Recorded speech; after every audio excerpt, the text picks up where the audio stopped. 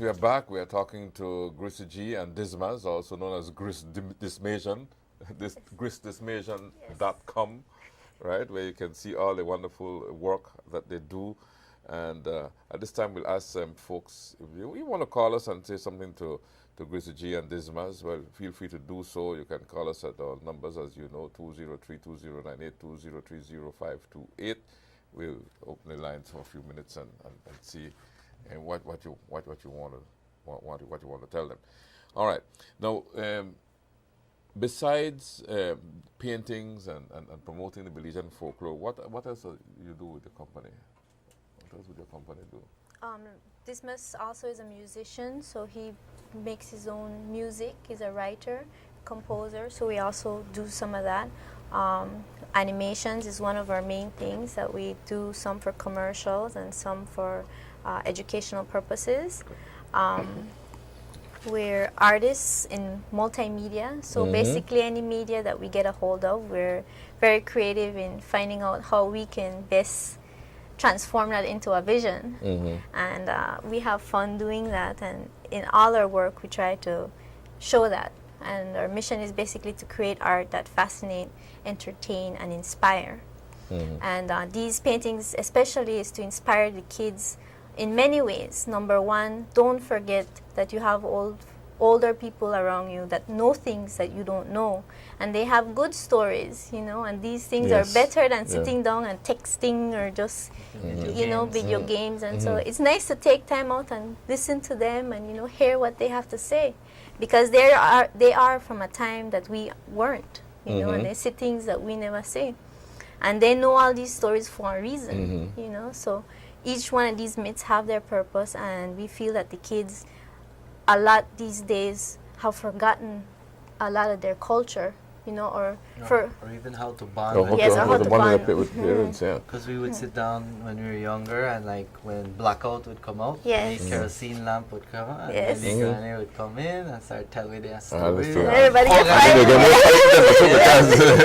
What? You have to get more frightened then because all them things, nightmares after that, so. But a fun way, like now that we look back on it, a fun way where we used to get for bond with our granny or uncles, and right now I guarantee you, any of the kids, if you go and you ask your granny some story about it, you get a story. You'll get something frightened you, Yes. Maybe ask right now. Don't ask right now, but definitely. Yes. Definitely. And how Belizean proverbs? You make use of Belizean proverbs and so?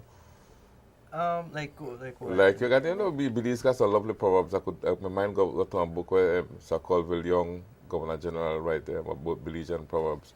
Where you got proverbs like, for example, one come to mind, if you lie down with dog, you wake up with fleas. That kind of thing. The whole Belizean proverbs. We'd use that with our family, and like my mom would always use the one, what your A's had or your had A's. Terms like that. Had A's picnic on the market 2 times or something. I think that's one of them too. Or one day belly full, fat one day belly full, fat yeah.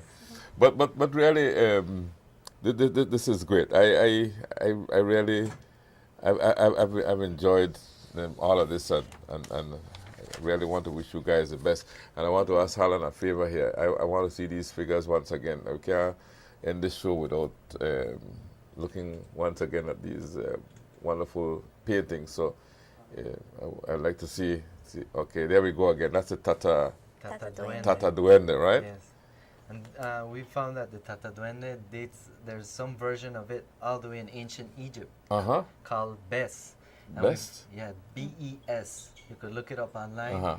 And we went to an exhibit, a King Tut exhibit, and on one of the, I believe, artifacts there was a carving of a little dwarf, and I looked it up and I found out that the dwarf is actually the protector of the temple, or the Egyptian temple, and protector against demons and for women during childbirth.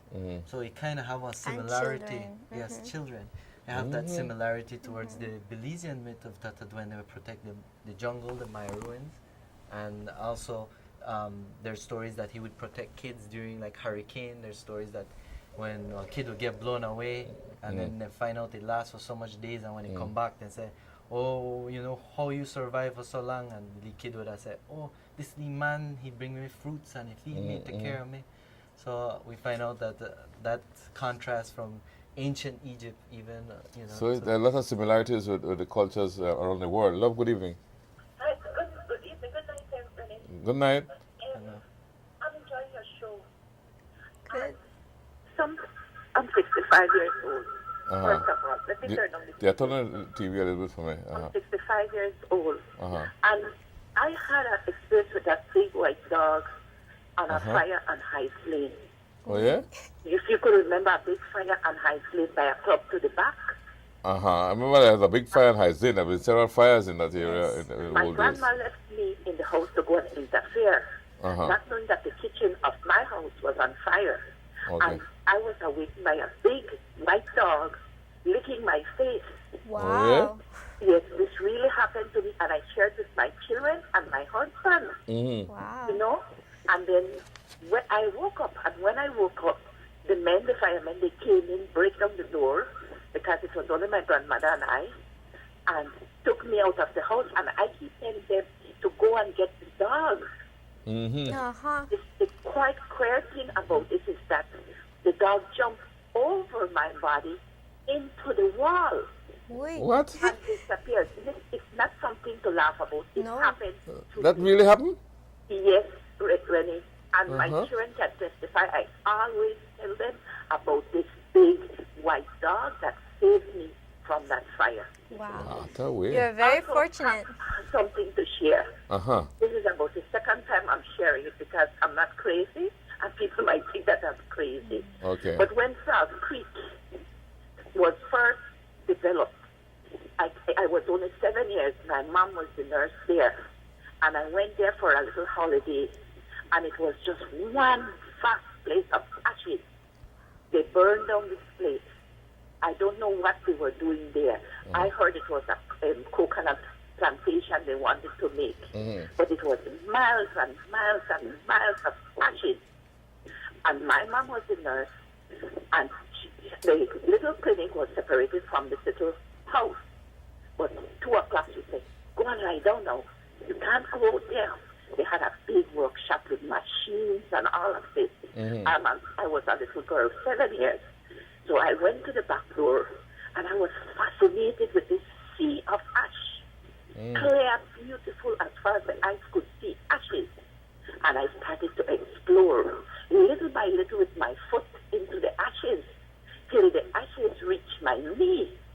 And I still wanted to go more, because it was so light and clean. And I kept going till the ashes reached about my hip. When something, let's say about maybe 30 feet away from me, 30 yards, a little head pop out of the ashes. Right. And I said it was a little monkey.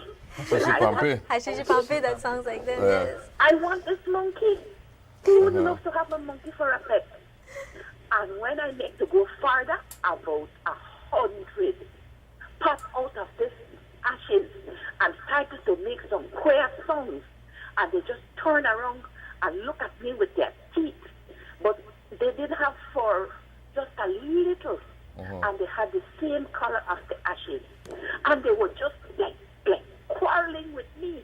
And they popped down and up, and they kept going under the ashes.